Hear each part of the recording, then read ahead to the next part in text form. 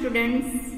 In previous video we understood the short question answers of the chapter number 4 and today we go for another exercises. We start from MCQs.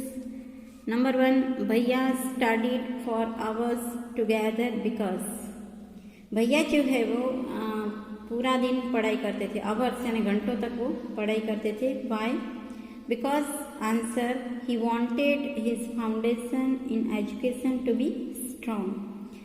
वो जो है वो अपना foundation, जो अपना जो base है वो एजुकेशन में स्ट्रॉन्ग बनाना चाहते थे. So that's why he studied for hours together. Now we go for second. What did Bhaiya do to help Munna? Means Bhaiya ने मुन्ना की हेल्प कैसे की, क्या किया मुन्ना के लिए भैया ने? Answer, made a time table for him. भैया ने एक टाइम टेबल बनाया जो मुन्ना को फॉलो करना था, जिसमें सारा उसने शेड्यूल मुन्ना का बना दिया था, कब पढ़ाई, कौन से सब्जेक्ट की कब पढ़ाई करनी है. Number 3, how did Munna feel when भैया वॉज अनहैप्पी? जब भैया अनहैप्पी हो गए थे, बिकॉज भैया was failed in the exam so he became unhappy. तब मुन्ना को क्या फील हुआ था? Answer, sad. तब मुन्ना भी सैड हो गया था जब भैया सैड हुए थे तब. Now we go for true false and these are true और false. Number 1, Bhaiya played for hours together. It is false because in the blank in the MCQ we read that भैया studied for hours together, not played, so it is false. Number 2, Munna did not like the timetable made by भैया. मुन्ना को है जो time table पसंद नहीं था भैया ने जो बनाया वो. It is true because there is no time for playing in this time table, so Munna did not like it. Now we go for blanks. Number 1, Munna wasted his time इन playing. Answer, Munna. Number 2, Munna thought that he was lucky because he dash could pass dash without studying.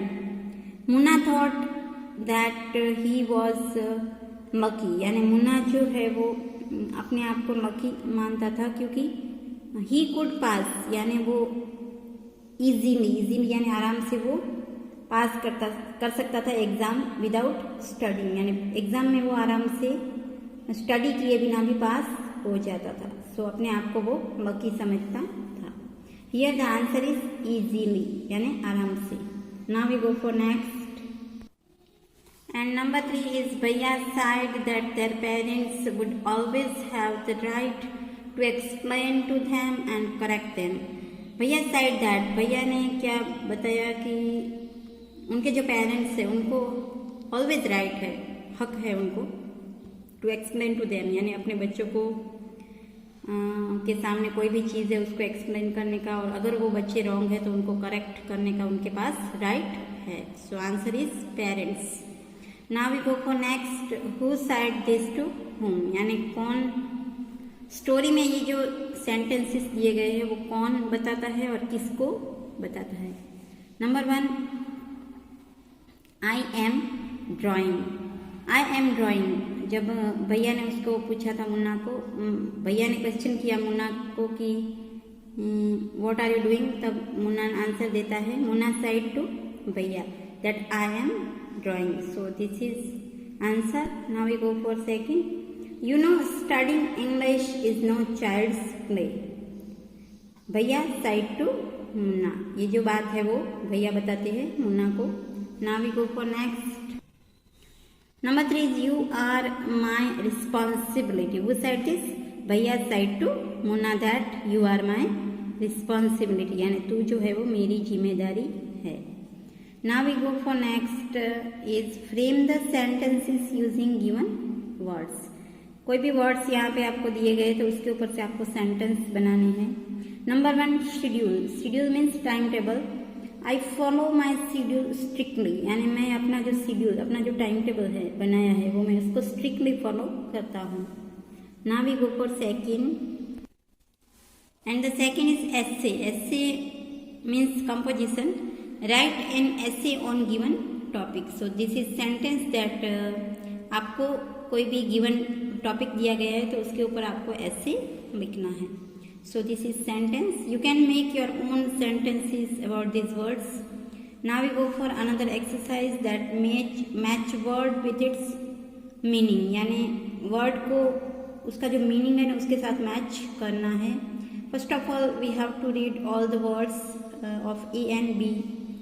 Number 1 upset, number 2 require, number 3 to grab, number 4 instead of, and B is A to catch, B in place of, C to need, and D is sad.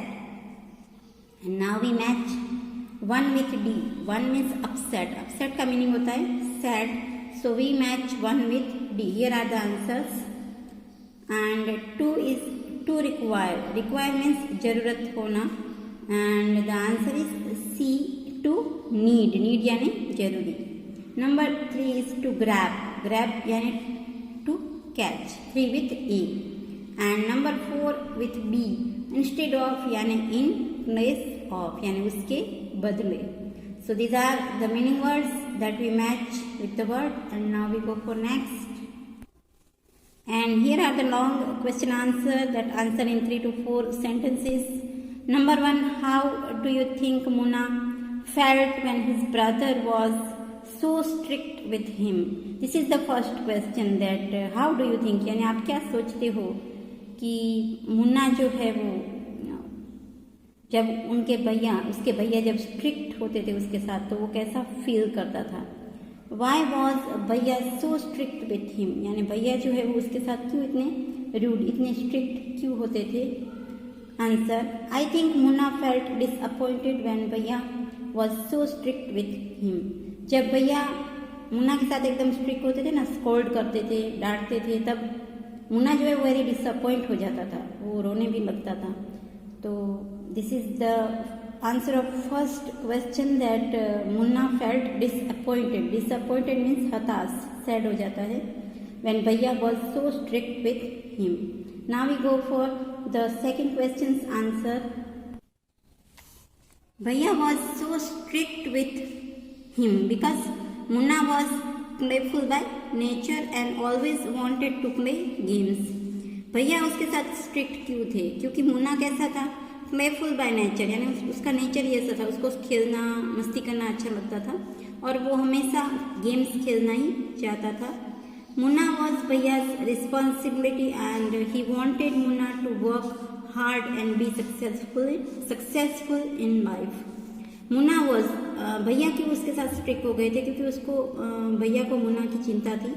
तो Munna was भैयाज responsibility. जो hostel में दोनों रहते थे तो भैया जो थे वो बड़े थे तो मुन्ना छोटा था, तो वो मुन्ना जो है वो उसकी जिम्मेदारी थी भैया की, वो बड़े थे इसलिए. और ही वांटेड, और उनको वो ये चाहते थे कि मुन्ना जो है वो वर्क हार्ड करे, हार्ड स्टडी करे और सक्सेसफुल बन जाए, अपने जीवन में एकदम उसका ब्राइट फ्यूचर हो, अपने जीवन में बहुत आगे तक वो जाए. So this is wish of Bhaiya for Munna. So he became very strict with Munna. So this is the answer. And now we go for second. And second one is, whose character do you like more, Munna's or Bhaiya's? Why? Here also two questions are there, that whose character, यानी किसका character आपको ज़्यादा पसंद है, मुन्ना का कि भैया का. Why? क्यों? आप अगर लिखते हो कि मुझे मुन्ना का पसंद है, then you have to give reason about it. And if you write that I like भैयास character, then you have to give reason of that. आप दोनों का आंसर का आपको रीजन बताना होगा कि आपको क्यों मुन्ना का पसंद है और क्यों भैया का पसंद है character. But I write here both the characters are good. Answer, I like both the characters are I like both the characters, means मुझे दोनों कैरेक्टर्स पसंद है, मुन्ना और भैया. You can right single character what you like, यानी आप मुन्ना को अगर पसंद करते हो तो you can right it, and अगर आप भैया को पसंद करते हो तो यू कैन राइट अबाउट भैया. भैया is a wise and responsible Elder brother. भैया कैसे है कि वाइज, यानी एकदम वाइज, समझदार भी है और रिस्पॉन्सिबल, जिम्मेदार भी है, बड़े भैया है। While Munna is the fun loving and care free younger brother. और मुन्ना कैसा है, ऑब्वियसली वो छोटा है तो थोड़ा फन लविंग यानी मस्तीखोर है, और केयर फ्री यानी बहुत वो केयरफुल स्टडी में और उसमें बहुत केयरफुल नहीं है, बहुत ज़्यादा वो केयर नहीं करता है, तो इस तरह से वो केयर फ्री है। यंगर ब्रदर, छोटा भाई है। Both the brothers love their parents. यहाँ पे हम केयरलेस वर्ड का यूज़ नहीं करेंगे, क्योंकि मुन्ना जो है वो एकदम केयरलेस भी नहीं था, क्योंकि वो टॉप करता था क्लास में। सो इतना तो वो एवरीडे का होमवर्क वो सब तो करता ही था, बट जो एक्स्ट्रा पढ़ाई है वो नहीं करता था। So we can't say that Munna was careless, but we write here that care free. वो केयर फ्री था, मीन्स इतना वो ज़्यादा इम्पोर्टेंस नहीं देता था। Both the brothers love their parents, यानी दोनों जो भाई थे वो अपने पेरेंट्स को चाहते थे। They also love and respect each other, वो एक दूसरे को भी चाहते थे और एक दूसरे का रिस्पेक्ट भी करते थे। So I like both the characters much. You can write one character also, but you have to give reason about that. So these are long question answer, and you have to read all the exercises and repeat in a notebook. Thank you.